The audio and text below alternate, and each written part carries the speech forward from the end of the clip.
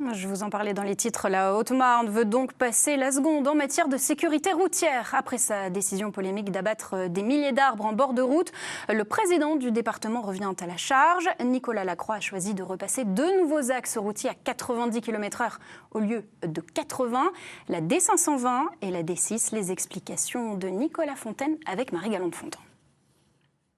Tantôt 80, tantôt 90, les limitations de vitesse sur les routes départementales sont devenues un casse-tête pour les automobilistes. On devrait tous se mettre à 90 parce qu'on ne sait jamais si c'est 80 ou 90 et après on prend des prunes parce qu'on voit les voitures banalisées. En Haute-Marne, près de 750 km de route ont déjà retrouvé leur vitesse initiale, 90 km/h. Voté vendredi dernier en conseil départemental, 2 autres secteurs vont également voir leur vitesse augmenter. L'ancienne route nationale 67, désormais D520, et la D6 entre Maranville et Châteauvillain. Une décision plutôt appréciée par la majorité des habitants du village. Je trouve que c'est très bien. Pourquoi?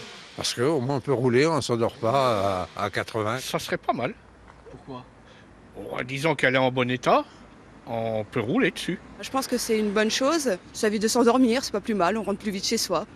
Pour Hassan El-Bouy, directeur de l'auto-école ABC de Langres, cet écart de 10 km/h ne devrait pas changer la façon de conduire des automobilistes.